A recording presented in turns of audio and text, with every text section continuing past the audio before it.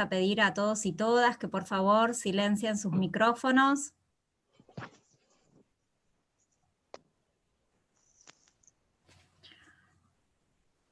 Les comentamos que en esta actividad recibimos aproximadamente 1000 inscripciones, por eso estamos esperando que terminen de ingresar todos y todas quienes se han inscrito en la actividad, y una vez que veamos que ya están en la sala de reunión, vamos a dar comienzo formal a la actividad. Les pedimos que tengan un poquito de paciencia, ya que todavía hay gente que está ingresando.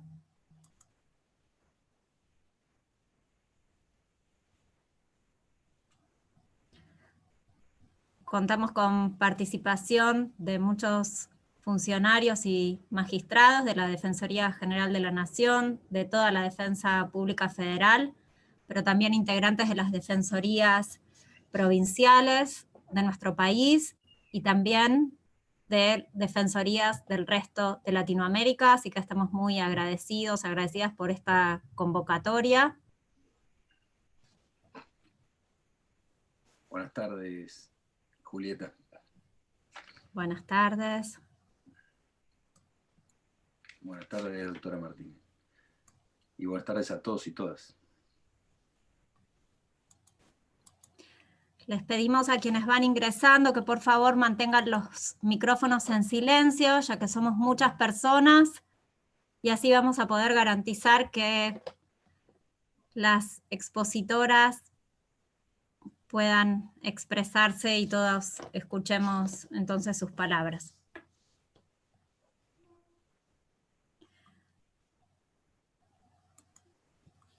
Bueno, para dar comienzo a esta actividad, porque en la Defensoría General de la Nación nos gusta mucho poder cumplir con los compromisos en cuanto a los horarios, y además porque tenemos dos representantes que están en Europa y por lo tanto con una diferencia horaria importante, y no queremos ocupar su tiempo, que están en horarios nocturnos.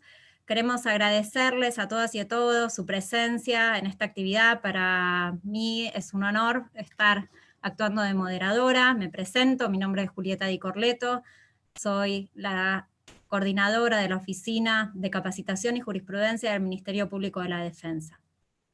El proyecto que estamos presentando hoy es el resultado de una investigación que se realizó gracias al financiamiento recibido por Eurosocial Plus, y que gracias a esta actividad hemos podido contar con la participación y la experiencia, toda la dedicación en tiempo y producción de dos especialistas que hoy nos acompañan, Rita Segato y Patricia Laurenzo Copelo.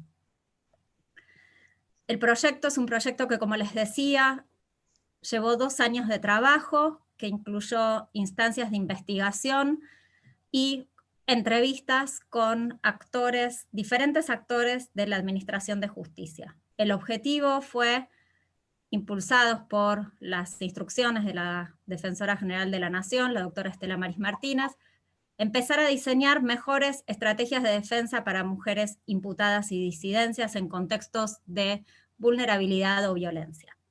Entonces, sin más, voy a dar comienzo a esta actividad contándoles que los expositores en el día de hoy van a ser Alfonso Martínez Sáenz, que es coordinador adjunto del área de políticas de igualdad de género de Eurosocial.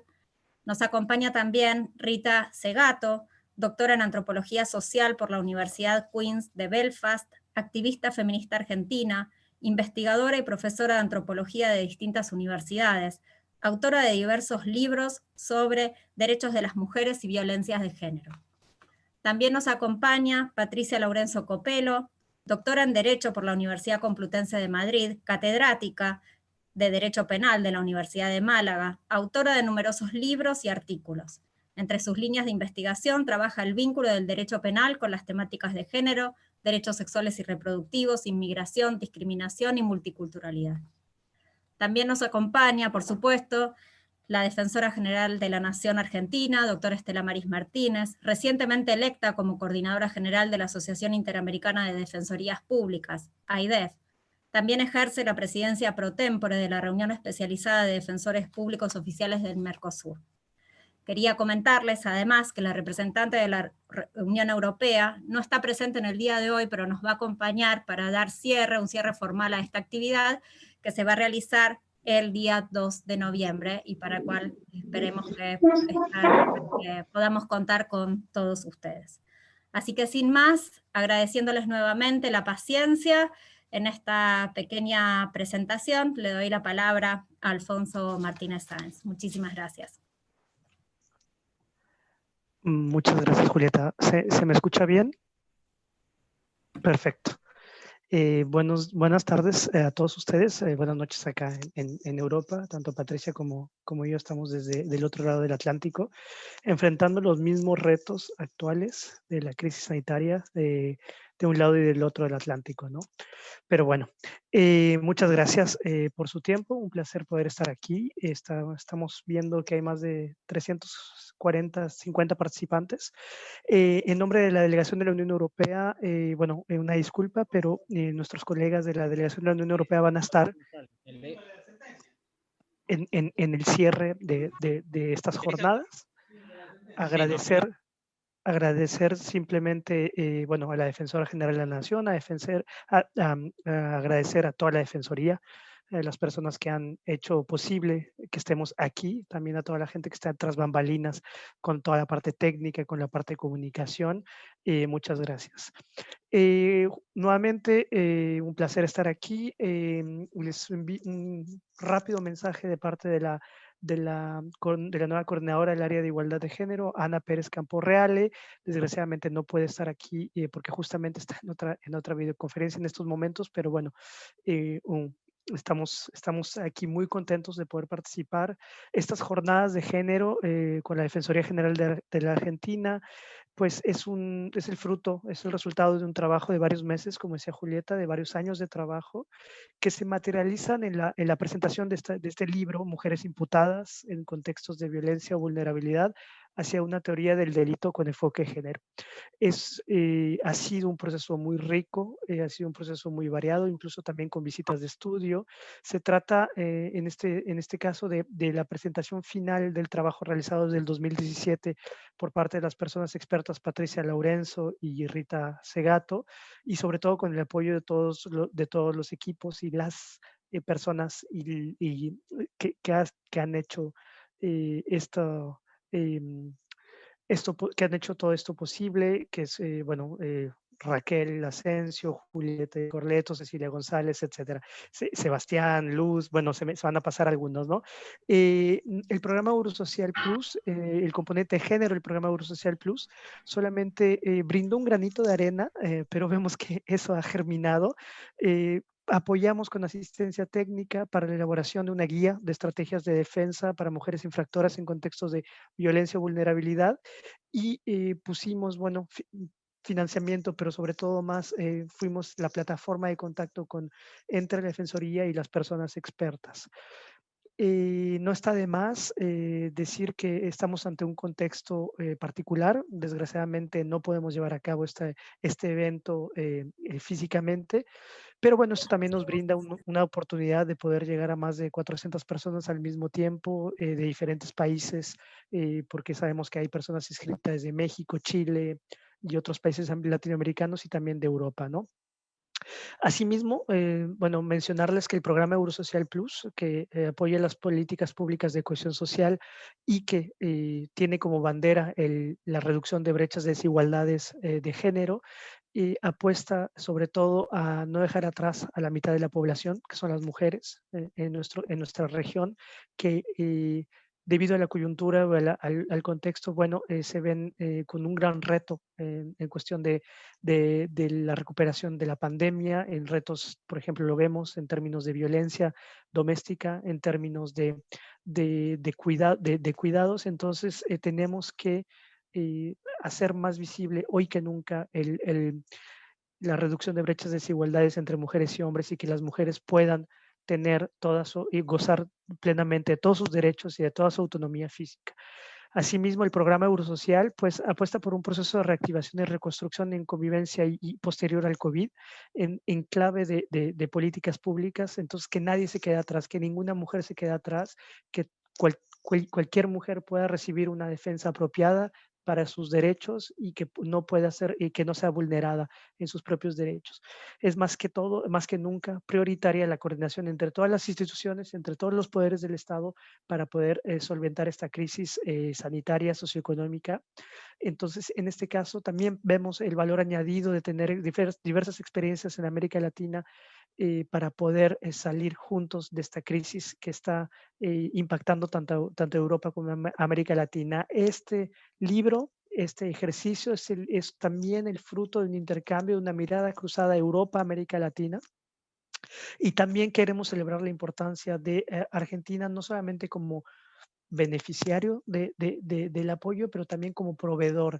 Entonces, este libro que estamos presentando va a ser un referente en la región. Justamente estamos charlando previamente de cómo la Defensoría General de la Nación de Argentina toma la presidencia de la AIDEF, de la Asociación Iberoamericana de Defensorías. Entonces, estamos conscientes, estamos seguros que van a tener como estandarte este material. Es un gran honor, en verdad, una satisfacción presentar esta herramienta. Nuevamente, muchas gracias a la Defensoría. Se ha aprendido un trabajo de fondo en el seno de la Defensoría para analizar y deconstruir las prácticas jurídicas, las realidades sociales y sobre todo los recorridos de mujeres imputadas con el propósito de llegar a mejorar el enfoque de la defensa y co-construir mejores herramientas de trabajo que integren plenamente la perspectiva de género. Estamos convencidas desde el área de políticas de igualdad de género, de que a partir de estos análisis de casos concretos podemos intentar brindar una mejor justicia a las mujeres imputadas por diversos delitos. Entonces, acogemos esta herramienta en el seno también de Eurosocial para hacerla una herramienta regional y que podamos difundirla de manera muy amplia en nuestras redes. Entonces, en las próximas horas vamos a brindarles las modalidades de cómo se publica este libro. Va a ser una publicación online y bueno, yo me callo aquí, la verdad. Nuevamente, muchas gracias y doy la palabra a Rita Segato, que es una de las expertas principales junto con Patricia Lorenzo. Muchas gracias.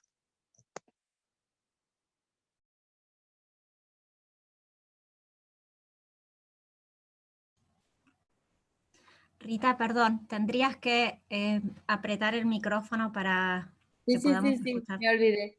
Buenísimo, muchas Bueno, gracias. está bien.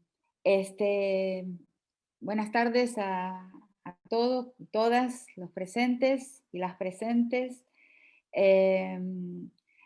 Muy agradecida por haber sido invitada a esta investigación.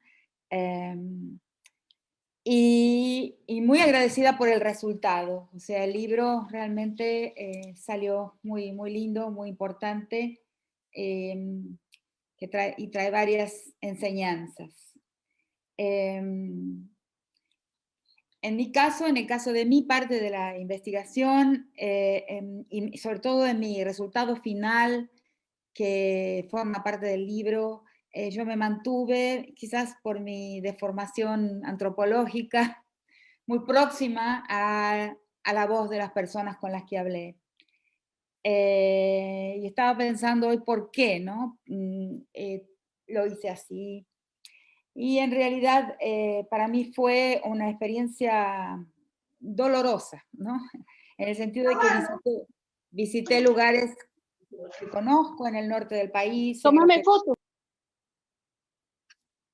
En los que transito y me encontré, como mis compañeras también de investigación, con un inmenso espectáculo de injusticia. O sea, lo que es para mí, que no vengo de las ciencias jurídicas, lo que vi es un inmenso, triste espectáculo de injusticia. Y en el centro de ese gran dolor, digamos, de ese espectáculo, de dolor fue nuestra visita a la cárcel de Güemes, ¿no? Siendo Güemes un lugar por el que paso tantas veces en mi camino hacia Jujuy, no imaginaba que albergaba situaciones como las que vimos nosotras, ¿no?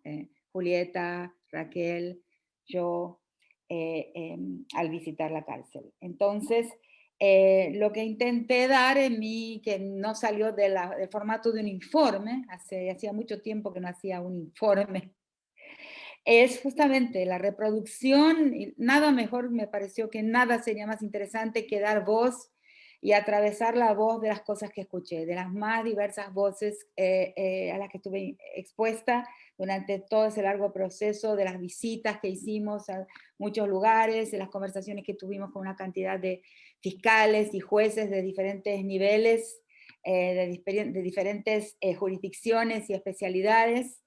Y eso es lo que de mi parte puede ser encontrado en el libro, o sea, lo que escuché. Hay una retransmisión porque lo encontré interesante, porque lo encontré sorprendente, ¿no?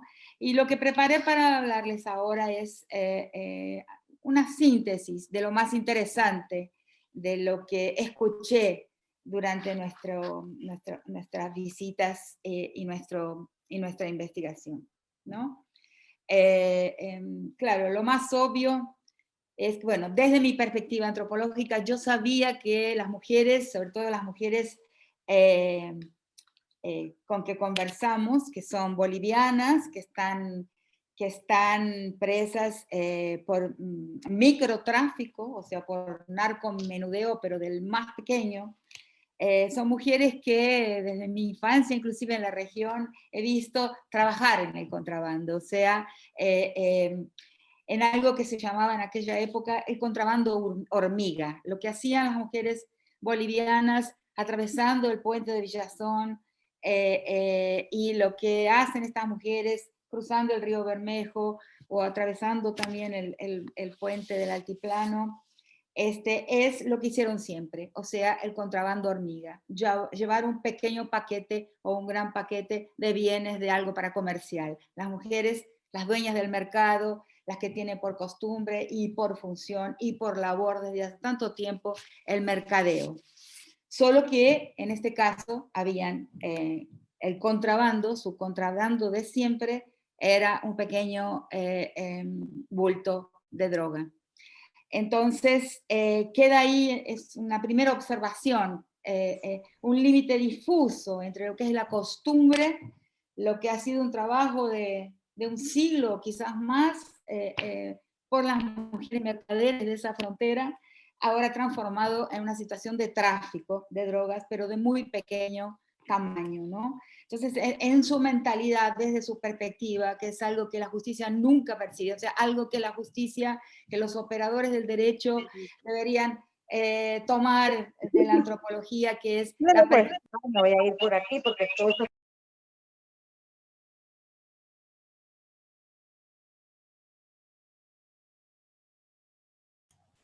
Rita, se canceló tu micrófono, si por favor podés habilitarlo nuevamente. ¿Por qué? No. No, yo no toqué el teclado, pero bueno. Entonces, ver el punto de vista del otro, o sea, al que la justicia juzga. O sea, se habla muchas veces de la empatía, pero empatía se ha transformado en un concepto vacío, o sea, ser empático, ser simpático, o sea, ser benevolente, ¿no? En fin, todas esas acepciones no son en realidad, no le hacen mérito a la noción de empatía. La noción de empatía significa algo que está muy bien definido, yo creo, desde mi perspectiva disciplinar, que es ser capaces de ver el mundo desde el punto de vista del otro. Y eso es fundamental, yo creo, para un buen derecho, sobre todo cuando el derecho tiene que juzgar situaciones por detrás de las cuales se encuentra una estructura de enorme desigualdad. O sea, en esa situación hacer ese giro hacia la mirada del otro y ver cómo entiende lo que está haciendo, cómo entiende, si es que entiende de alguna manera las normas del derecho, o sea, cómo ve el mundo, y cómo tramita su propia sobrevivencia, es fundamental. Y eso no está presente en ningún momento en la formación, a partir de lo que he visto y de los resultados que están en el libro. No forma parte de la formación de la gente que va a juzgar, ¿no? O sea, va a juzgar sin que esos juicios en realidad tampoco sean capaces después de alcanzar lo que deben ser, que es pedagógicos. O sea, esos juicios tampoco, esas sentencias, esos fallos, no alcanzarán realizarse como discursos pedagógicos, o sea, de persuasión, de disuasión, que es lo que todo fallo debería ser para poder amplificarse y tener un verdadero impacto en la vida y en las prácticas de las personas, transformar la comprensión. Eso ahí está vedado. La exterioridad del Estado, la exterioridad de nuestros estados se forma, se exhibe de una manera muy, muy precisa, muy visible en la forma en que se juzga, en la forma en que las mujeres con las que trabajamos han sido juzgadas. Esa exterioridad del Estado dice esto justamente, que ese Estado, los que tienen las manos, la llave de trabajar desde las instituciones del Estado, no hacen ese giro, no hacen ese tránsito para ver a quién, qué vidas gestionan, qué vidas administran y sobre qué vidas aplican la ley, aplican el derecho. Entonces eso para mí fue visible todo el tiempo y está bien representado en el libro, esa primera lección. Entonces, ¿cuáles son las grandes dolores, digamos, de esta investigación? Una es la falla de la noción de empatía, la extraordinaria desproporción entre las penas dadas a estas mujeres por los delitos de bajísima, y por su perfil de bajísima peligrosidad, la desproporción de las penas y del sufrimiento que se les inflige. O sea, no son solamente, las penas no son un cómputo, o sea, como las formas positivas del derecho, el derecho dogmático, piensan, o sea, no es un cómputo el de la delito y pena, no es una relación, no es una ecuación simplemente, sino que tiene que haber una mirada hacia la proporcionalidad entre los dolores que se infligen, las pérdidas que se infligen, no solamente a las personas penadas, sino a sus familias, a sus mundos, y la peligrosidad que esas personas representan para la sociedad. En este tema la desproporción fue absoluta de lo que encontramos, y yo creo que mis compañeras van a estar de acuerdo con lo que estoy diciendo, de la desproporcionalidad entre los delitos y el daño cometido por esos delitos y el dolor sufrido por estas mujeres, sus niños, sus proles desamparadas en una gran cantidad de casos, que quedan en un lugar inaccesible para ellas por su pena de prisión. El otro tema que se habla, el otro gran tema es que la mayor parte de las personas que son apresadas, juzgadas y encarceladas son personas que están en el frente en frente de batalla, que están en el narcomenudeo, en la línea de frente. O sea, es como si uno viera un ejército que organizado, que es el crimen organizado, y aquellos que están en la línea de frente son los que caen y son los que son penados, y todos los niveles que son medios y altos de la organización delictiva no sufren en la misma medida.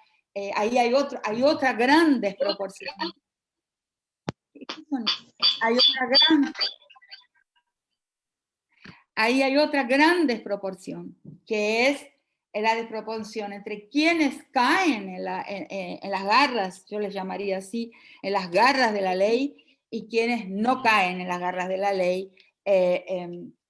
Y quienes no caen son aquellos niveles medios y altos, según recibimos esta información por gente, por fiscales y por jueces que también se encuentran incómodos frente a esta realidad.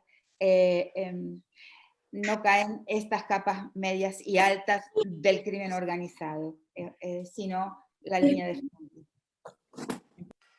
Así son los cambios.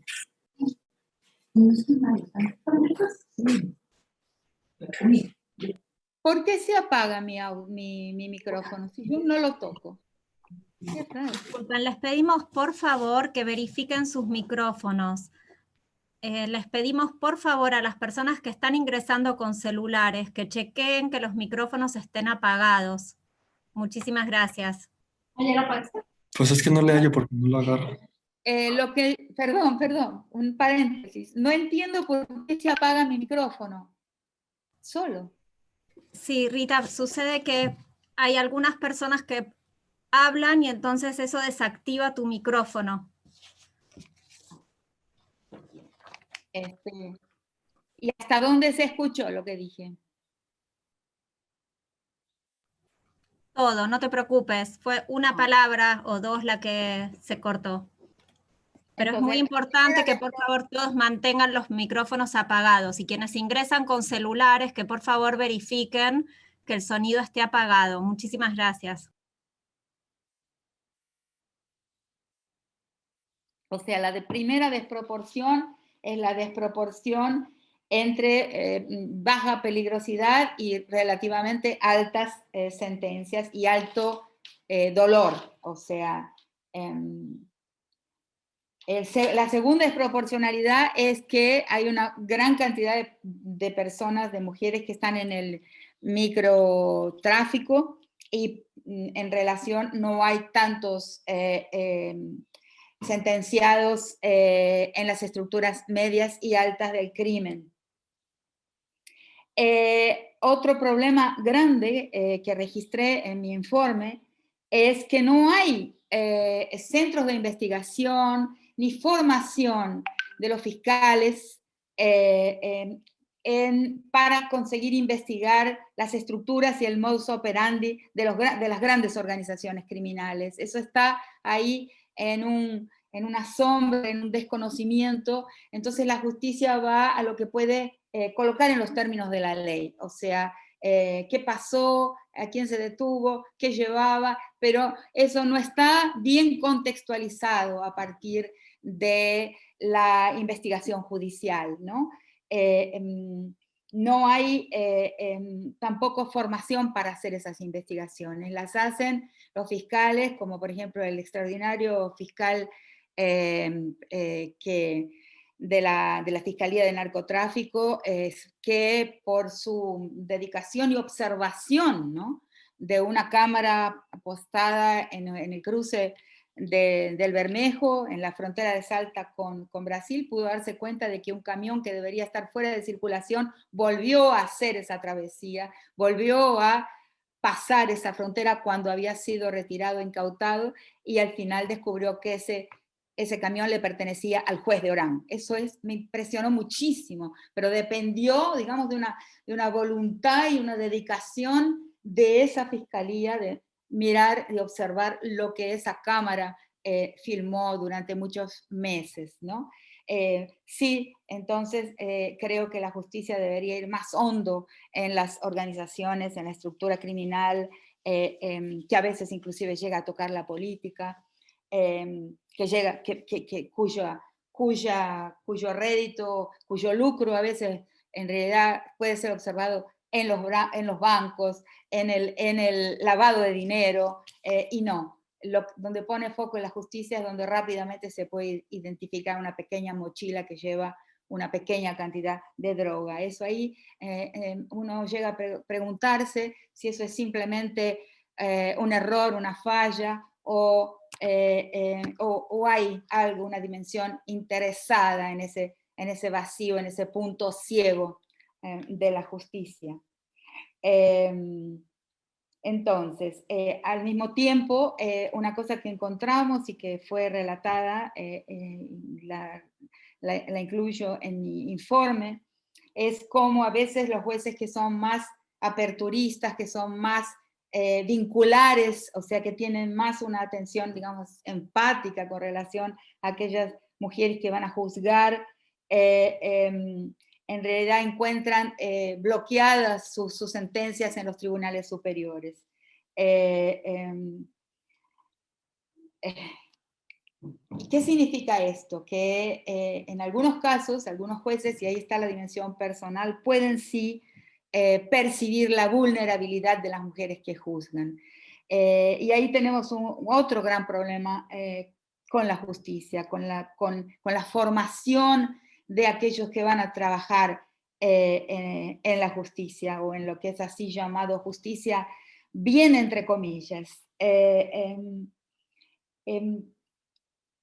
No, esa formación realmente no tiene una inflexión de género, no hay una incidencia de todo lo que las mujeres hemos trabajado, y algunos hombres también, en comprender en qué consiste la desigualdad de género, la vulnerabilidad de género, y cuando la justicia, cuando el formado en derecho es enseñado a pensar que él va a juzgar dentro de un universo ciudadano, se equivoca, porque la ciudadanía en nuestro país, quizás en el mundo entero, pero muy especialmente en América Latina, no es una ciudadanía universal. Mujeres y hombres no son ciudadanos plenos de la misma manera. Entonces, hasta que un juez y un fiscal no entiendan qué estoy diciendo, qué se dice cuando decimos eso, de que no somos todas personas jurídicas, no somos todas personas cívicas de la misma forma, hombres y mujeres, no van a poder alcanzar eso que venimos llamando de empatía, porque la empatía solamente se alcanza al percibir, como dije al principio, esta perspectiva del otro, o sea, quién es ese otro, cómo piensa el mundo, en qué situación se encuentra. Entonces, ¿cuál es la vulnerabilidad de estas mujeres? ¿Qué es lo que hace que no sean en realidad ciudadanas? Y son muchas, porque la primera a ser vista es, digamos, la económica. Son la mayor parte cabeza de familia, a veces con niños dependientes, en situación de no tener trabajo, de no tener educación, a veces con niños con problemas de salud importantes. Pero también hay otro tipo de vulnerabilidad educativa, o sea, no lo que mencioné al principio, no saber comprender la magnitud del crimen del tráfico en un país como Argentina, donde es un crimen en la mayor parte de las provincias federal. Creo que hoy en Córdoba el narcomenudeo no es más un crimen federal, pero que en la mayor parte de las provincias argentinas sí es un crimen federal de gran magnitud, quiere decir, de gran importancia. O sea, es muy difícil entonces hay también una vulnerabilidad educativa, de comprensión de la norma. ¿Es posible juzgar a alguien que no pueda comprender la norma mediante la cual está siendo juzgada? Yo no lo creo. Y también la vulnerabilidad en un sentido de falta de autoridad y de dependencia, no solamente, sino en muchos casos afectiva, con relación a aquellos que le solicitaron ese transporte, esa tarea. En algunos casos, esa tarea del tráfico, del microtráfico, fue realizada en situaciones de extrema necesidad, que tampoco pudieron ser juzgadas porque no hay una red de defensores, no hay una red de fiscales, no hay una red entre las personas que tratan, que procesan desde Fiscalía, desde Defensoría y desde los magistrados. No hay una red que unifique, que permita la circulación de información y la demanda de información entre países limítrofes. O sea, en la mayor parte de los casos que analizamos, no existía la posibilidad de pedir a Bolivia información. Entonces, esa red latinoamericana, y eso lo estamos viendo en este momento, por ejemplo, con Jujuy, las desapariciones de mujeres que suceden desde 2012, no hay una red de información de la justicia que permita ver qué está pasando en los países vecinos, entre los cuales las mujeres no solamente trafican, pero a veces son también traficadas, tratadas. Entonces, eso sería una de las importantes recomendaciones, la formación de esa red regional, ¿no? Donde se pueden hacer las consultas y se puede saber, por ejemplo, si hay atenuantes para el juicio de esa mujer, si esa mujer ha traficado en situación de extrema necesidad, como uno de los casos que encontramos, que después acabó saliendo en todos los diarios, muy tocante, de la señora que estaba en la cárcel de Güemes porque su hijo en Bolivia se enfermó de cáncer y necesitaba medios, o sea, necesitaba conseguir dinero para poder pagar un tratamiento mejor para su hijo. Y que llega inclusive como consecuencia de nuestra investigación para convivir con su hijo en la última semana de vida de ese hijo, o sea, porque queda presa del lado de Argentina. Entonces, eso hubiera podido resolverse mucho mejor si hubiera existido esa red de información para pedir los informes psicosociales y los informes económicos sobre las personas siendo juzgadas. Yo creo en realidad que 5 minutitos para cerrar. No existir, sí, porque esto es lo básico en realidad, y después leer el libro, ¿no? Porque yo creo que al no existir esa posibilidad de tener los informes, ese juicio debería ser automáticamente indulto, ¿no? En fin, debería ser imposible juzgar sin saber, sobre todo en casos donde la vulnerabilidad de la sentenciada es clara, es evidente, es visible. Y ahí tenemos lo último que quería mencionar, que muchas veces esos jueces no llegan ni siquiera a verla, a verla personalmente a la persona a la que están condenando a 4 años o 4 años y medio de cárcel, sin esa relación, sin poder ver. Y aún viéndola, porque ahí tenemos el caso que no formó parte de nuestra investigación, pero que es un caso paradigmático, que es el caso de Reina Marás, que estuvo 4 años presa sin que hablara español, sin que el juez, sin que los fiscales se enteraran jamás de que no entendía una palabra de lo que le estaban diciendo, de lo que la justicia les estaba diciendo. Perdónenme, pero es un tema fuerte y creo que nuestra investigación fue para eso, para mostrar el punto ciego de la mirada de la justicia cuando se trata de mujeres, y ahí finalmente mencionar lo que debe también ser mencionado, no blancas, o sea, la dimensión racial de la interseccionalidad. Entonces no estamos juzgando, el derecho no se ejerce en un campo ciudadano. El derecho se ejerce en un campo donde el derecho debe promover la ciudadanía, y para eso debe actuar siempre con una perspectiva de discriminación positiva. Aquel sobre quien pesa, o aquella mujer, como en el caso que investigamos, sobre las cuales pesa una discriminación negativa por la historia, ¿no? Por sus trazos étnicos, por sus trazos raciales, por ser mujer y por ser pobre, la justicia debe entrar con toda de la discriminación positiva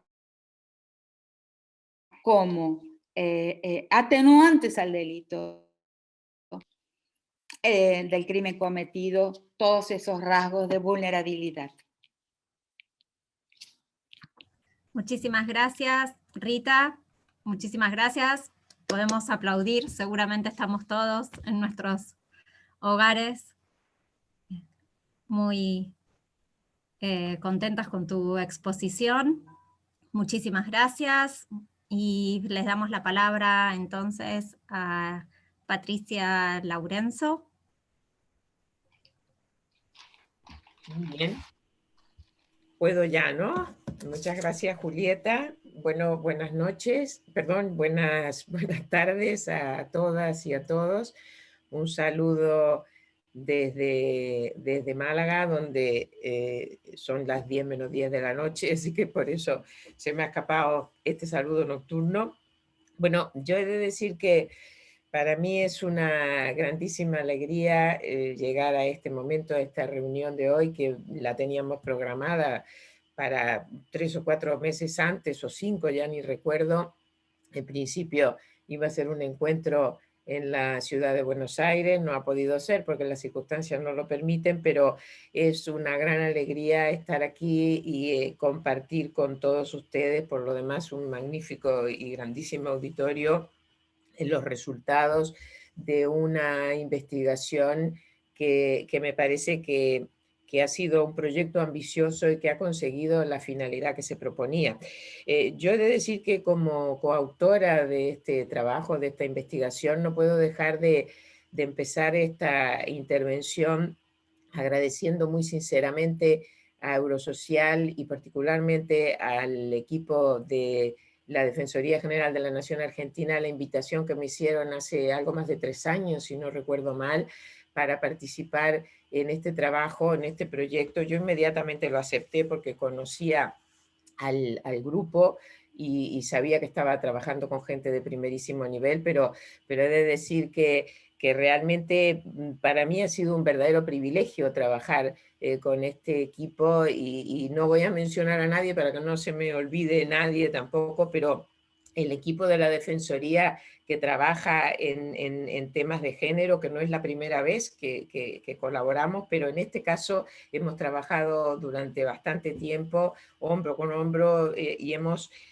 trabajado creo que muy bien, consiguiendo un resultado que para mí, insisto, es magnífico porque es un privilegio contar con gente de este magnífico nivel, ¿no? Y lo digo primero porque no es nada fácil, nada fácil encontrar ni de este ni del otro lado del Atlántico un equipo de gente, permítanme que diga de mujeres particularmente, pero por supuesto ahí tengo a Sebastián siempre con nosotros también, Alfonso y demás, pero un equipo sobre todo de mujeres que tienen un conocimiento tan profundo de la teoría feminista aplicada al ámbito del derecho y que además están trabajando directamente en la práctica judicial, porque a veces este tipo de conocimientos se vinculan más con el ámbito universitario, con el ámbito teórico, pero es tremendamente importante contar con un equipo que lleva todo esto a la realidad judicial, a la resolución de casos de todos los días.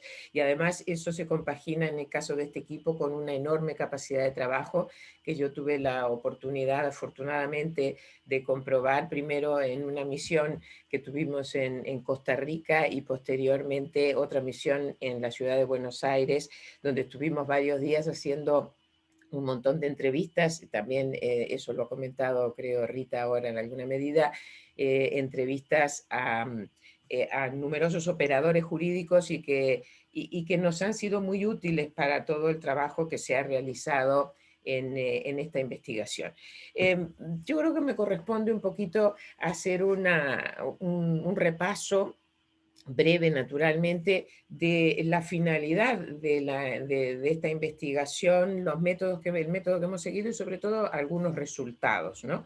Me voy a referir naturalmente al tema penal, ya Rita ha hecho una espléndida explicación de los aspectos antropológicos. Desde el punto de vista, de todas maneras, del proyecto en su conjunto, la finalidad la mencionó al principio de estas jornadas ya Julieta, y yo quisiera repetirla aquí para que podamos entender todo lo que hemos hecho en el trabajo, ¿no? Es decir, la finalidad no era otra que, bueno, era muy difícil, pero en principio muy bien delimitada, y era dotar a los operadores jurídicos y particularmente a los defensores de herramientas adecuadas y lo más justas posibles, diría yo, para la defensa de mujeres que delinquen en situaciones en contextos de violencia de género o en situaciones de vulnerabilidad económica y social. Es decir, mujeres que delinquen en situaciones atravesadas por discriminaciones de género, por entendernos de una manera así bastante general, ¿no? Entonces, este trabajo se abordó a partir de 3 grupos de casos que se fueron un poco aislando, yo creo, cuando empezamos a estudiar todo esto, sobre todo cuando empezó el equipo de la Defensoría. Yo no me quiero apuntar tantos que no me corresponden, desde luego. Y aquí se detectaron 3 grupos de casos en los que la presencia de prejuicios de género es particularmente intensa, la presencia de estereotipos de género que se filtran en la aplicación de la ley penal es particularmente intensa. Yo creo que en esto se pueden sentir reconocidos no solo quienes están en este momento acompañándonos desde Argentina, sino de toda Latinoamérica. Básicamente fueron 3 grupos de casos los que aislamos. Los primeros es un amplio conjunto de delitos que, bueno, yo les denominé delitos de estatus, que como le llama parte de la criminología feminista, que son en general delitos relacionados con el incumplimiento por parte de las mujeres de ciertos deberes que surgen de los propios roles atribuidos a la condición femenina, ¿no? Básicamente nos hemos centrado en los casos relacionados con los deberes de protección de los hijos, de protección de la vida, la integridad física de los hijos que tienen las mujeres a su cargo. El segundo grupo de casos es un supuesto paradigmático cuando se habla de criminalidad femenina y violencia de género, que son los casos de mujeres que matan a su pareja maltratadora, ¿no? Es decir, las mujeres que en una situación de defensa matan o lesionan al sujeto que las viene maltratando, que las tiene en situación de violencia de género. Y el tercer grupo de casos, que es al que fundamentalmente se ha referido Rita en su intervención, y que no podía dejar de estar presente, naturalmente, en un análisis sobre situaciones de vulnerabilidad o marginalidad relacionado con la delincuencia femenina, fue el del tráfico de drogas. Yo creo que tanto a un lado como al otro del Atlántico, no creo equivocarme si digo que la mayoría de los países, insisto, tanto latinoamericanos como también lo puedo certificar en el caso de España, la primera causa de encarcelamiento de mujeres son los delitos de tráfico de drogas y por lo tanto necesariamente tenían que tener un lugar en nuestra investigación. El método que se siguió fue un método básicamente inductivo y eso tiene que ver con las propias características del equipo que trabaja en esto y de la finalidad que perseguíamos. Es decir, aquí se partió de un relevamiento de casos reales, casos que han pasado que han llegado a los tribunales argentinos y a partir de ese relevamiento magníficamente hecho por el equipo de la Defensoría, de lo que se trataba era de detectar los sesgos sexistas en la aplicación de la ley penal a mujeres que delinquen en estas situaciones que he mencionado previamente. Y lo cierto es que, saltándome muchísimos pasos que lo podrán ver ustedes en las jornadas que van a tener dentro de unos días, lo cierto es que lo que detectamos con toda claridad es que en los 3 grupos de casos hay numerosísimos prejuicios de género que se encuentran anclados en la propia teoría jurídica del delito, es decir, que se encuentran anclados en el propio sistema del delito que los jueces de una manera consciente, y yo diría que muchísimas veces de una manera inconsciente, siguen aplicando una y otra vez y reproduciendo consecuentemente ciertas discriminaciones desde el propio sistema penal, ¿no? En las entrevistas que realizamos, fundamentalmente las entrevistas que realizamos en la ciudad de Buenos Aires con los operadores jurídicos, no solamente jueces, también hablamos con fiscales, y yo me atrevería a decir que a lo mejor en alguna de los encuentros que tuvimos incluso con los defensores, hay una cierta sensación a veces en los operadores jurídicos de decir, bueno, no es que no entiendan, nos decían una y otra vez, entiendo la situación difícil o incluso la situación terrible, porque la que ha pasado por la mujer que ha cometido un determinado delito de cualquiera de las clases que he mencionado, pero no se puede hacer otra cosa más que condenarla, porque al fin y al cabo porque al fin y al cabo han cometido un delito, y si yo aplico los presupuestos del delito, de la teoría jurídica del delito, pues tengo una conducta típica, antijurídica y culpable, y por lo tanto no me queda más remedio que castigarla, ¿no? Permítame que ponga como ejemplo el caso precisamente del tratamiento que dan los tribunales a los delitos de drogas, de los que se ha venido hablando aquí. Nosotros detectamos unos patrones comunes en los casos que se relevaron para esta investigación, que yo creo que todos coincidimos en que son los patrones comunes de la mayoría de las mujeres que terminan en la cárcel por delitos de drogas.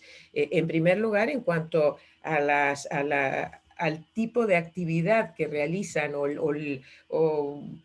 sí, el tipo de actividad que realizan dentro de la red de narcotráfico. En general, las mujeres ocupan los escalones más bajos de las redes de narcotráfico, muchas veces ni siquiera tienen una vinculación directa con la red, y al mismo tiempo son las que realizan las actividades que están más expuestas al control policial y consecuentemente también a la posibilidad de ser descubiertas y de terminar siendo juzgadas por estos delitos.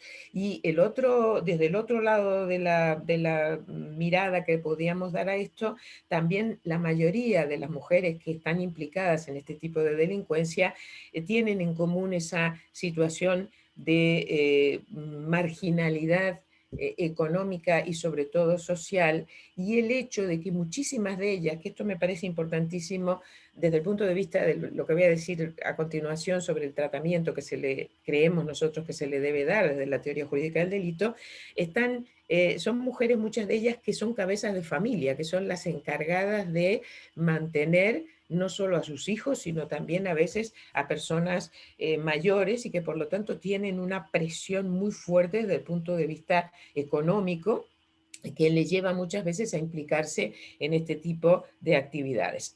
Coincidiendo también, como decía Rita, con que la inmensa mayoría de las mujeres que participan en delitos de tráfico de drogas lo hacen en tráfico a muy pequeña escala, ¿no? El tráfico en menudeo, el ingreso de drogas en prisión, muchas veces para su compañero sentimental que está preso, o el actuar como, creo que en aquella parte en Latinoamérica se habla de correos humanos, en España el término es bastante más feo porque es el de mulas, pero bueno, creo que todos nos entendemos. Bueno, en las entrevistas que realizamos en nuestra investigación, y así se expone en el libro, la verdad es que se detecta una posición bastante complicada para los operadores jurídicos, sobre todo para los jueces, porque por un lado es fácil ver una cierta incomodidad de los jueces a la hora de tener que aplicar las penas gravísimas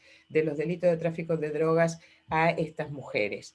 Pero por otro lado hay como una especie de resignación ante lo inevitable, ¿no? Como decir, bueno, es cierto que duele tener que aplicarle 10 años de prisión a esta señora, pero no se puede hacer nada. Y no se puede hacer nada porque esta señora ha realizado una conducta que supone traficar con una sustancia que ella sabe o debía saber, normalmente no, es imposible que no sepa que estaba transportando una droga, y que un determinado tipo de drogas, y consecuentemente se dan todos los elementos de la tipicidad, toda la ilicitud penal, y además también se da la culpabilidad. Y por otro lado, una y otra vez, todos los operadores jurídicos coinciden en decir, y además no hay ninguna posibilidad de aplicarle una causa de justificación, porque del otro lado de la balanza aparece el sacrosanto bien jurídico de la salud pública, que se valora in totum sin diferenciar si lo que se ha hecho es una operación de 10 kilos de cocaína o de 200 gramos, sino que en todos los casos se incluye, se llega a la misma conclusión. Es decir, todos los males posibles de esta sociedad se atribuyen a cualquier comportamiento relacionado con las drogas, por muy pequeña que sea la cantidad transportada. Bueno, yo creo que fue lo fundamental que nosotros hemos tratado de poner de manifiesto en esta investigación. Hablo en plural porque creo que es un trabajo muy colectivo y así lo van a ver en el libro. Firmamos distintas cosas en distintas partes, pero todo está muy unificado, creo. Lo cierto es que aquí lo que hay es una concepción de la teoría del delito, de la teoría jurídica del delito, entendida como un todo absolutamente blindado y completamente impermeable a la realidad a la que se aplica la teoría del delito, de tal manera que se entiende que esto es un sistema y que se mantiene imperturbable ante cualquier realidad que se le acerque. Entonces, todo esto a lo que lleva es a una aplicación completamente injusta de la ley, que ya digo que a veces los propios tribunales se dan cuenta que es injusta, pero sin embargo dicen no puedo hacer otra cosa. Lo que proponemos en el libro es todo lo contrario, es decir, se puede perfectamente hacer una interpretación a partir del método del conocimiento situado que permite interpretar la teoría jurídica del delito de una manera distinta a la que se está haciendo y llevado ya concretamente al ámbito de nuestra investigación, lo que nosotros decimos es que la perspectiva de género tiene que jugar un papel porque es imposible no tener en cuenta las circunstancias vitales de la autora de un delito de tráfico de drogas, con todas esas características que mencionaba previamente, es imposible no tenerlo en cuenta a la hora de valorar si puede concurrir una causa de justificación, que en el caso del tráfico de drogas claramente, y así lo proponemos nosotras en el trabajo, en muchos de los casos que investigamos y que tuvimos sobre la mesa, sería perfectamente posible aplicar un estado de necesidad justificante, sin más, porque con una correcta ponderación y donde se tengan en cuenta o se incorporen a la ponderación todas las circunstancias vitales de la mujer que comete el delito, naturalmente se podría llegar a ese tipo de aplicación yo creo que mucho más justa, por otra parte, de la ley penal. Sin embargo, como les digo, los jueces, los fiscales, los operadores jurídicos en general se muestran bastante poco flexibles en este sentido, y sin embargo sí que muestran una mayor predisposición a tener en cuenta esas circunstancias de género, esos contextos de violencia, esos contextos de marginalidad de las mujeres, a tenerlos en cuenta en el ámbito de la punibilidad. Concretamente, de cara, en muy poquitos casos, a la exclusión de la pena y en la mayoría de los casos a la atenuación de la pena, ¿no? Buscar algún tipo de atenuante partiendo de que, bueno, que sí, que las mujeres hay que tener en cuenta que viven en una situación de pobreza, que tienen hijos a cargo, o por ejemplo el caso sangrante que comentaba Rita, ¿no? De la madre que realiza una operación de tráfico de drogas, simplemente de transporte de drogas para conseguir dinero para una operación urgente de un hijo, cosas parecidas, que lamentablemente en la práctica se dan mucho. Entonces, claro, ¿qué pasa? Que por un lado yo comprendo que desde la perspectiva de un defensor jamás se puede negar la importancia de esto, bienvenido sea, porque por lo menos se atenúa la pena, pero lo que nosotros pretendíamos en este trabajo era ir más allá y poner de manifiesto que este tipo de mirada condescendiente hacia mujeres que cometen delitos en estas circunstancias, en realidad tiene unas repercusiones simbólicas muy poco aceptables desde una perspectiva feminista, desde una perspectiva de género, porque en realidad lo que nos ofrece es una mirada paternalista de las mujeres que se ven involucradas o que cometen este tipo de delitos, que permite, esa mirada paternalista permite en realidad ocultar la injusticia intrínseca que supone aplicar un sistema del delito que se pone completamente de espaldas a las situaciones de discriminación estructural en la que cometen delitos ciertas personas, en este caso las mujeres, pero he de decir que en el caso de las drogas, no solo las mujeres, sino también otras personas que viven en situación de pobreza extrema y que por eso se ven implicadas en este tipo de comportamientos. Bueno, esto es un poco la idea de lo que nosotros queríamos manejar, es decir, Y queríamos además demostrar que no solo en el caso de las drogas, que quizás es uno de los, digamos, de los más fáciles de detectar, los estereotipos y las injusticias que se cometen con una aplicación aparentemente neutral, pero en realidad profundamente discriminatoria del sistema del delito. Pero yo les decía que nosotros hemos tratado otro tipo de casos y en estos otros dos grandes grupos que mencioné al principio, los sesgos sexistas se ven también de una manera muy clara y también pretendimos ponerlos de manifiesto y buscar alternativas que permitan facilitar o mejorar las estrategias de defensa de las mujeres que se encuentran en esas situaciones. Por ejemplo, en el caso de los delitos de estatus, permítanme que muy brevemente solo como ejemplo ponga el caso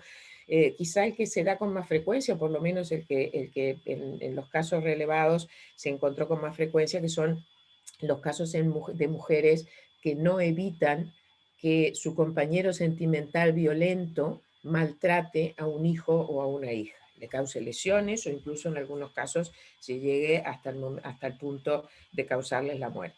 Estos casos generalmente llegan a los tribunales, las mujeres son procesadas por una conducta omisiva, es decir, sea por lesiones o homicidio en comisión por omisión, o en algunas legislaciones existe la figura del abandono de niños, el abandono de personas, abandono de menores, según las legislaciones. En el caso de Argentina, abandono de personas, si no me equivoco.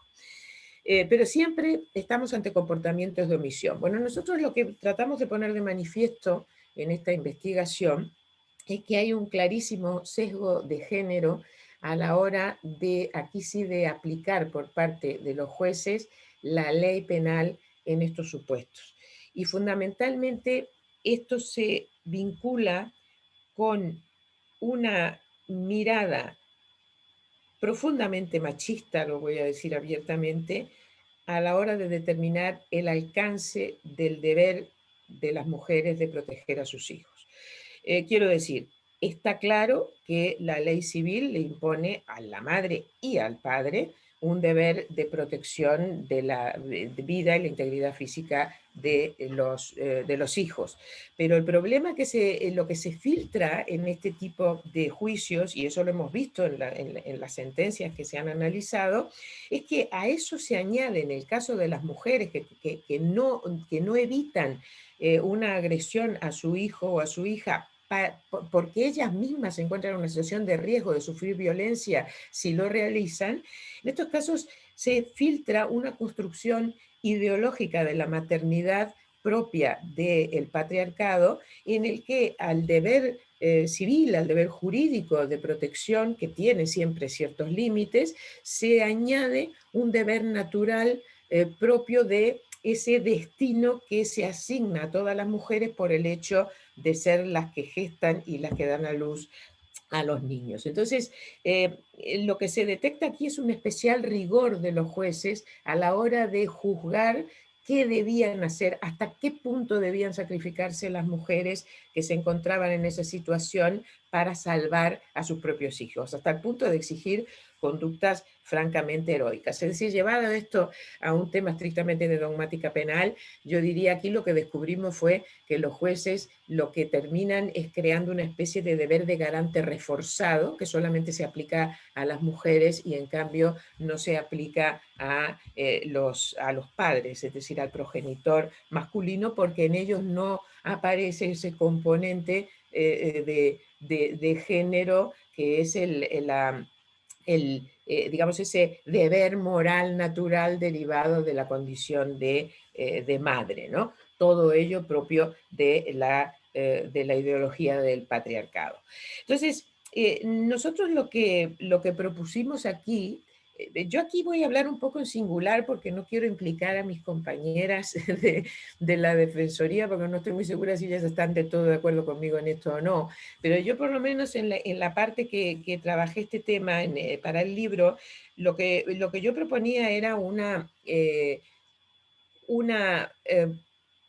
interpretación del alcance del deber de garante a partir, o de los límites del deber de garante a partir de un principio general del derecho penal, que es el principio de inexigibilidad de otra conducta, con lo cual cuando una mujer no interviene para evitar que su propio maltratador maltrate al niño, y no lo hace por temor a verse ella misma implicada en ese maltrato, por el riesgo serio y real de ser maltratada, entonces en esos casos se tiene que aplicar el principio de inexigibilidad, que juega como límite del deber de garante, hace decaer el deber de actuar y por lo tanto hace que la conducta deje de ser típica. Y eso permite, para quienes no son juristas y me están escuchando y probablemente ya se están aburriendo, decirles que eso lo que permite simplemente es llegar a la absolución de la mujer sin necesidad de que al final los jueces buenamente le busquen algún tipo de atenuación de la pena, porque son muy comprensivos. No es un problema de comprensión, es un problema de aplicación justa de la ley penal. Y por último, ya con esto termino, en el caso de las mujeres que matan a su pareja sentimental violenta, este es un caso muy clásico y muy estudiado en realidad desde el punto de vista de la teoría feminista del derecho, pero aquí es interesante que lo que se pone de manifiesto es otra cosa, que es ya no los sesgos sexistas de quien aplica el derecho, sino los sesgos sexistas de la propia ley penal. Porque en realidad los problemas que aparecen aquí fundamentalmente tienen que ver con que los jueces dicen: a esta señora que ha matado a su marido, ¿qué pasó? Que la mayoría de las veces las mujeres que matan al marido violento o bien se adelantan a la agresión, simplemente porque cuando el sujeto las está agrediendo de manera particularmente violenta, ya ellas no tienen posibilidad de defenderse, o bien incluso buscan formas alternativas, como el caso quizás más discutible de la mujer que lo mata mientras está durmiendo la siesta, ¿no? O mientras está durmiendo, aprovechando que en ese momento el sujeto no la agrede. Estos casos, en el 99% de los casos, lo que hace la jurisprudencia, lo que hacen los aplicadores del derecho es negar la legítima defensa, porque faltarían algunos de los requisitos de esta causa de justificación. Bueno, aquí lo que hay que decir es que no hay duda que el problema está en la propia forma como el derecho penal ha construido la causa de justificación de legítima defensa. Es un claro ejemplo de visión androcéntrica del derecho penal, porque evidentemente los requisitos de la legítima defensa, cuando se construyeron, se configuraron, se hizo pensando en el modelo masculino, el hombre que se defiende frente a otro hombre, y por eso hay requisitos que tienen que ver con una confrontación directa y con violencia directa por las dos partes.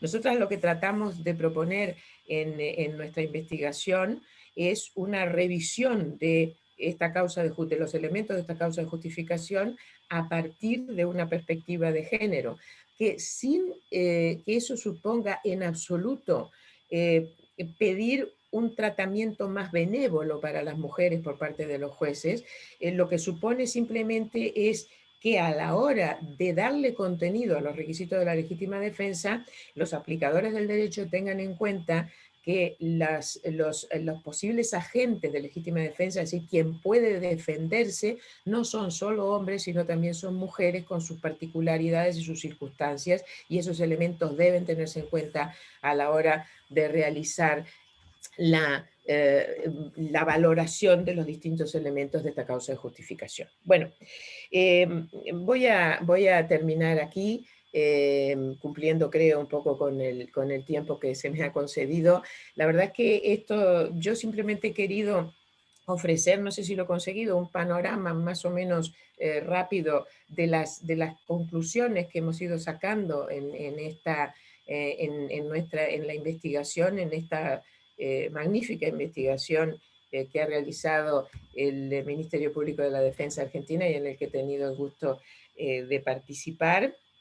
Y bueno, van a tener la oportunidad de discutirlo de manera más detenida en las jornadas, que sé que tienen dos jornadas en estos próximos días, donde se van a tratar precisamente estos grupos de casos que yo he tratado un poquito de resumir aquí para ilustrar el contenido del libro. Por lo tanto, por mi parte, no tengo más que decir, solamente quiero reiterar mi agradecimiento por haber podido formar parte de este magnífico proyecto, y si me permiten, ya que ahora va a intervenir la doctora Estela Maris Martínez, la defensora general, permítanme también que le dé mi enhorabuena por tener un equipo tan magnífico en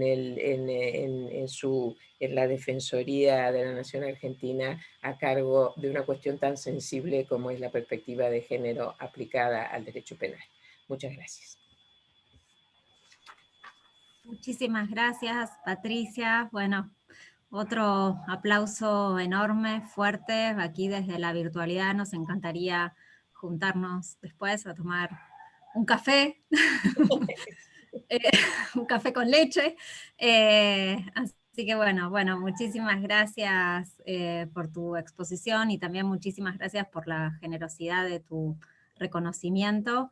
Ha sido realmente un honor y un verdadero aprendizaje poder compartir tanto con vos como con Rita esta instancia de investigación, y por supuesto agradecer a la Defensora General que ha impulsado este proyecto y que ha puesto la mirada en esta temática tan sensible, y que nos ha guiado con sus preguntas, y fundamentalmente con la necesidad de una mirada transdisciplinaria. Bueno, y sin más, porque no quiero acaparar mi rol de moderadora haciendo uso de la palabra, le doy la palabra a la doctora Estela Maris Martínez.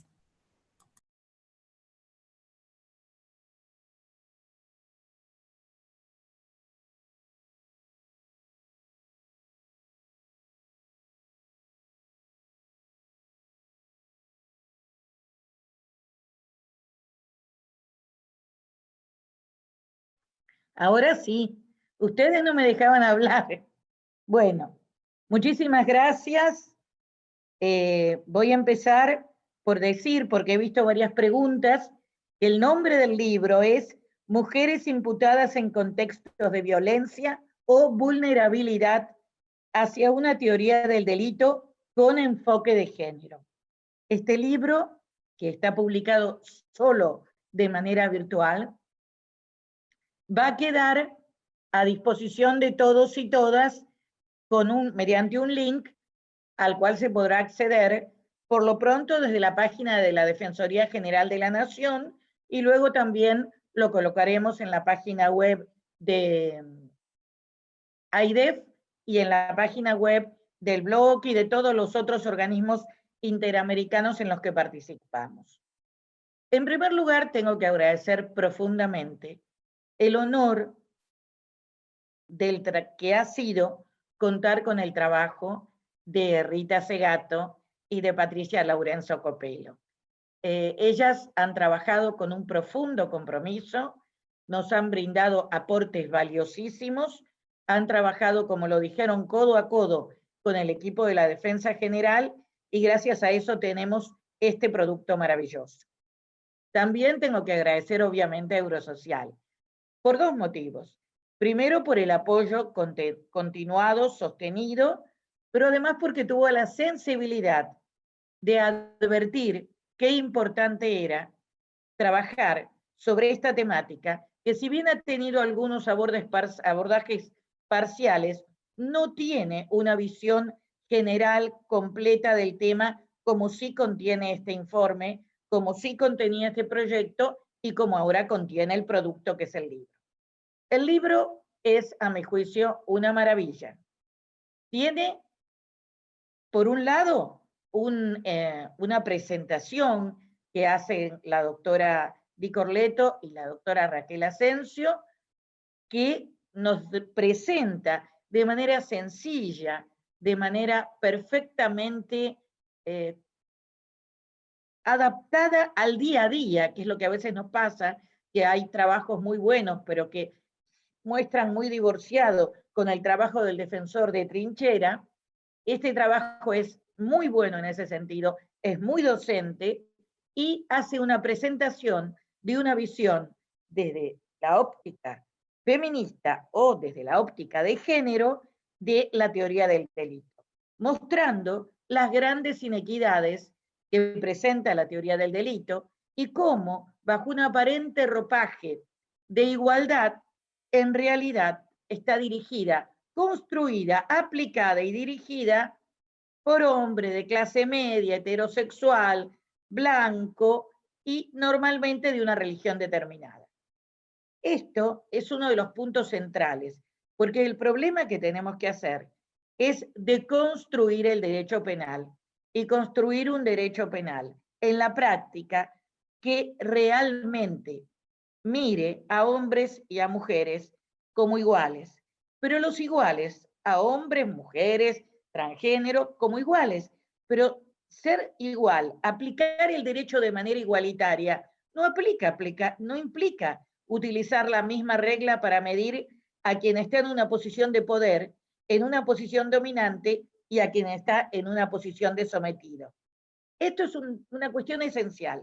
Y lo que ocurre, que lo señaló la doctora Patricia antes, es que lo que pasa normalmente es que los jueces que provienen de cierta clase social y tienen una fuerte formación patriarcal, jueces y juezas, porque acá el problema no es de que son jueces varones, acá el problema es con jueces y juezas, actúan y siguen perpetrando análisis fuertemente patriarcales y no ven que existe otra realidad.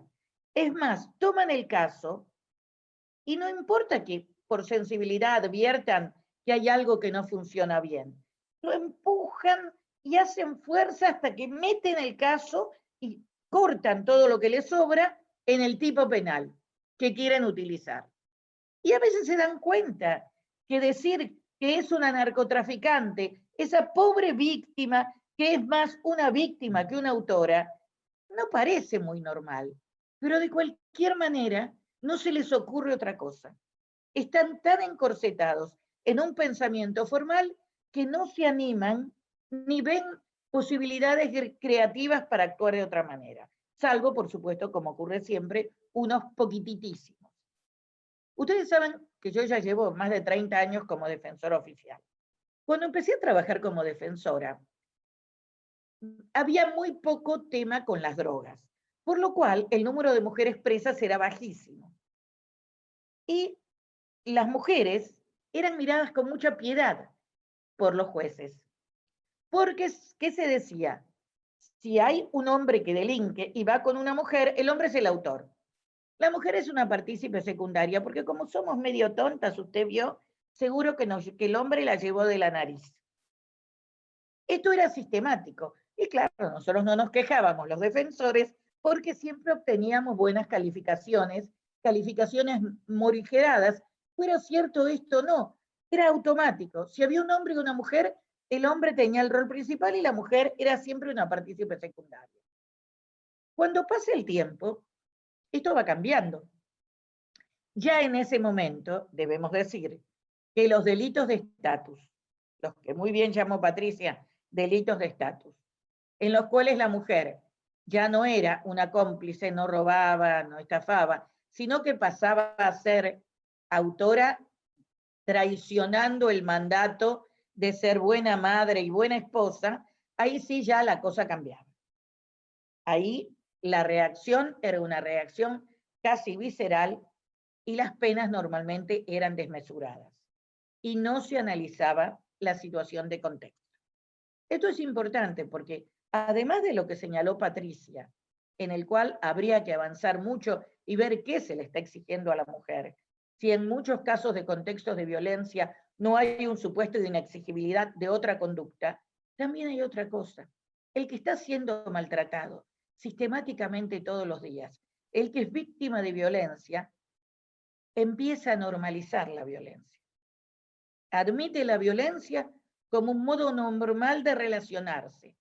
Le cuesta asumir la gravedad de la persona que le pega, no solo a ella, que agrede no solo a ella, sino también a su hijo. No lo visualiza, no ve la magnitud del drama. Entonces, además del tema de la inexigibilidad de otra conducta, habría que estudiar hasta qué punto esa persona está inmersa en una situación que le impide ver el riesgo. Pero todo esto no se estudia, todo esto no se ve. Luego del tiempo, yo siempre recuerdo con mucho cariño, permítanme contar una anécdota, la primera causa que tuve que defender de una mujer víctima de violencia de género que había asesinado a su agresor. La autora, que por supuesto la violencia de género estaba plenamente probada porque ella estaba muy golpeada, mostraba signos físicos claros de que había sido víctima de una golpiza, y ella contaba que lo había empujado a su agresor para sacárselo de encima y que él se había caído y se había pegado, se le había clavado, no me acuerdo con precisión, un instrumento y había muerto. Claro, en principio no le creía, porque lo cierto es que en principio a la mujer víctima de violencia de género y a la mujer que reacciona, la pauta es que no se le cree. Hay como un temor, es como, esto habría que estudiarlo, es como una cosa atávica. A lo mejor los hombres creen, los jueces, creen que si hacen lugar a este tipo de defensas, no sé, vamos a salir y les vamos a empezar a matar a todos. No sé, pero la reacción es muy primitiva. Normalmente no se cree.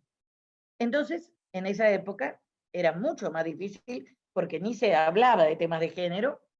Entonces yo pido que se haga la reconstrucción del hecho, pero pido que vayan los médicos forenses.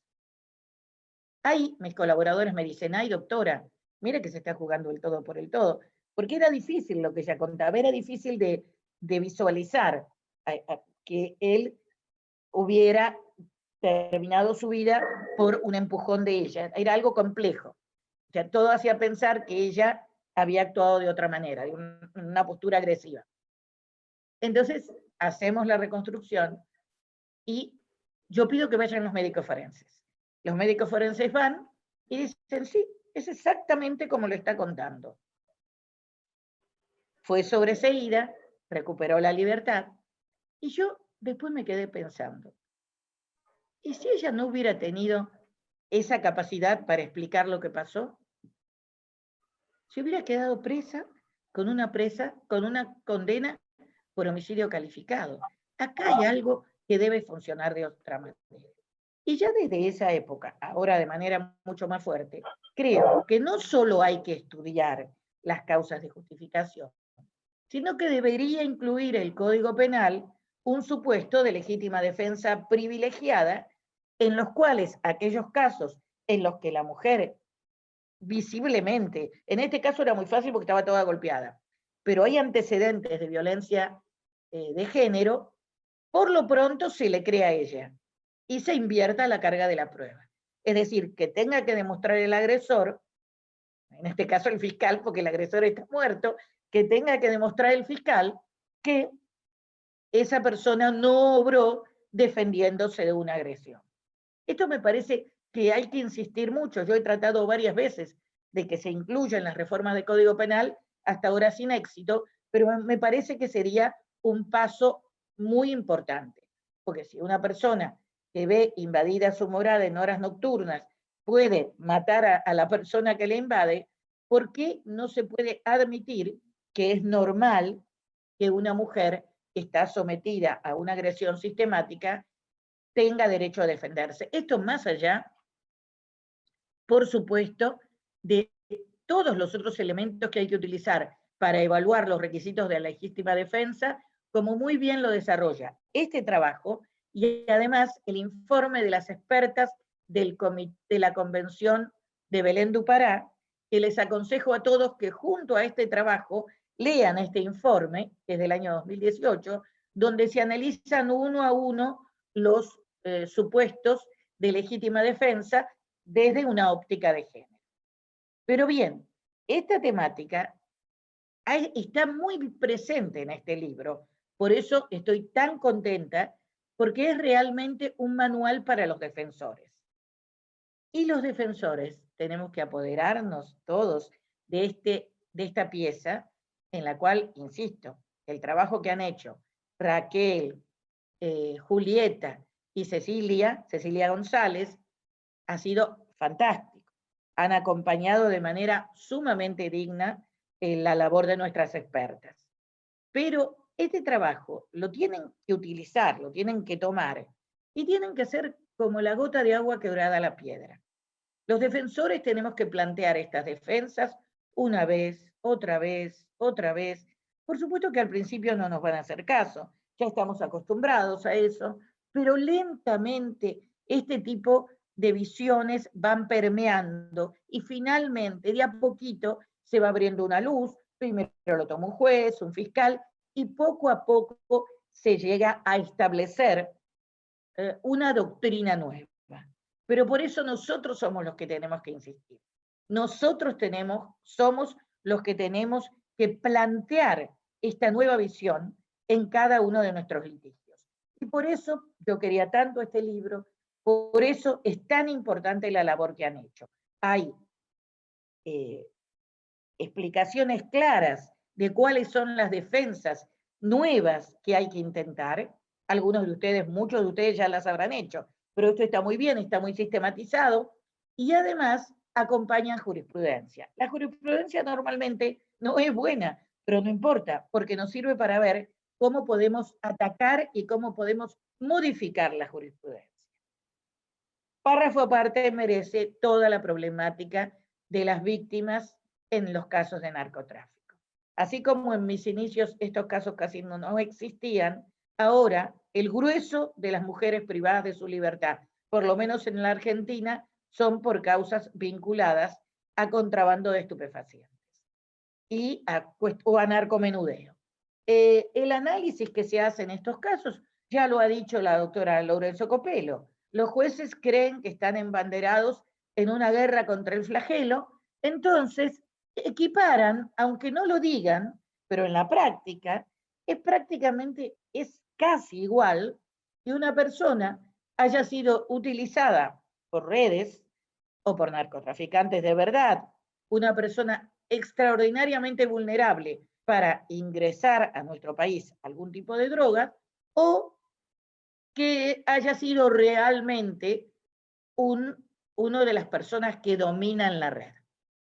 En una primera visión, que ya ha sido intentada, que ha sido desarrollada por algunos defensores, lo primero que vemos cuando vemos una red de narcotráfico y a las personas que son utilizadas y luego descartadas, porque las dejan presas, no las ayudan, no las vuelven a utilizar, estas personas son mucho más equiparables a las víctimas de una red de trata que a coautores del delito de narcotráfico.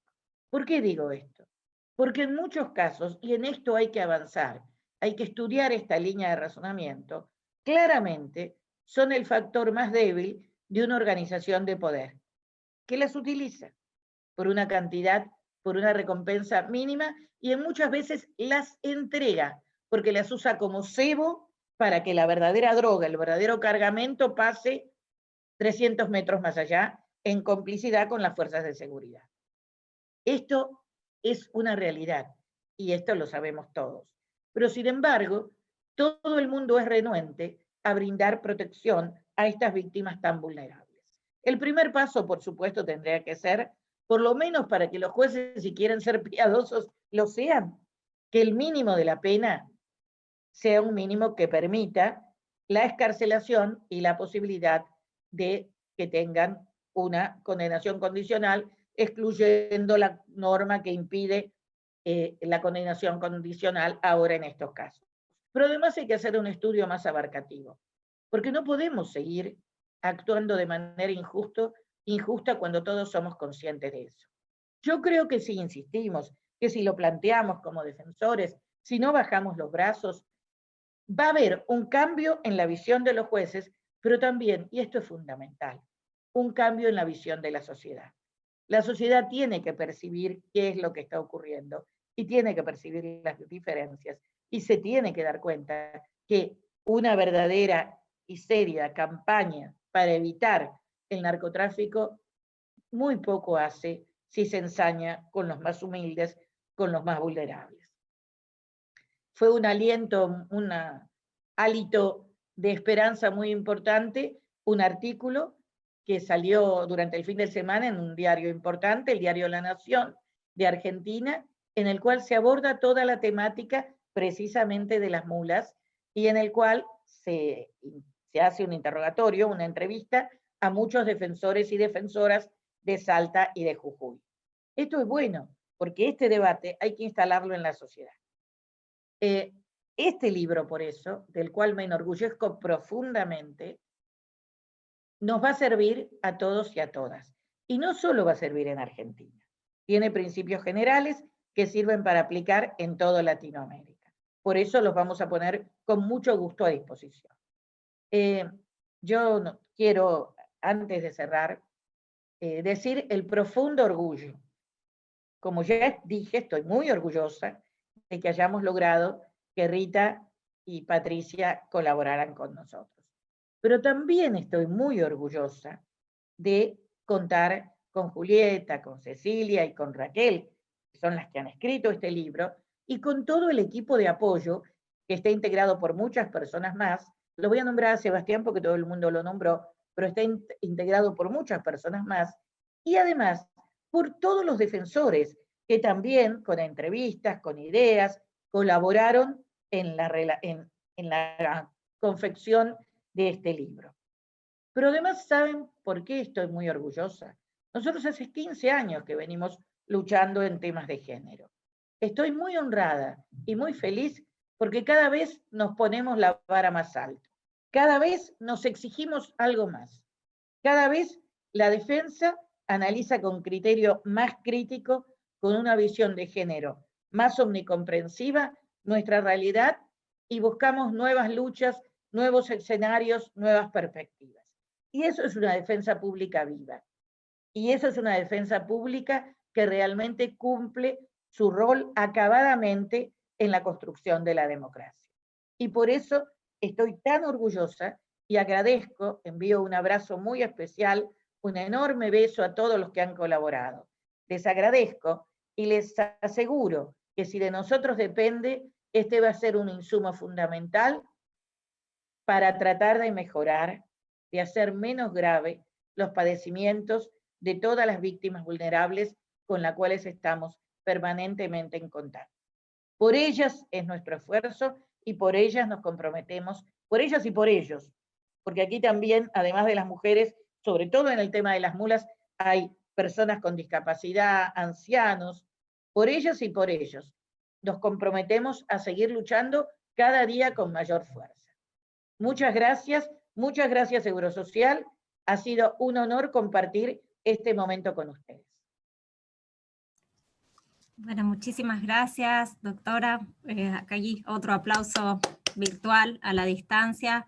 Ojalá pudiéramos encontrarnos y poder seguir conversando sobre el libro. A partir del pedido que hicieron varios de ustedes, les adelantamos ya la versión digital que va a estar ya cargada próximamente en unas horas en la página web, pero pueden ustedes ya descargarlo desde el chat. Y los y las invitamos a que hagamos este libro viral, que lo puedan compartir en sus redes, que puedan circularlo y que, bueno, podamos llevar justicia a mujeres y disidencias que pasan por estos caminos arduos de la justicia. Y esperando también que esta mirada de género pueda calar mucho más hondo y como de nosotros depende, bueno, deberemos seguir trabajando para que eso así sea. Este es un primer mojón y seguramente lo que van a encontrar en la publicación es nuevas preguntas y la invitación es a que podamos seguir construyendo nuevas instancias y nuevas posibilidades de aprendizaje y de mejorar el litigio desde la defensa pública. Así que sin más, bueno, los saludo.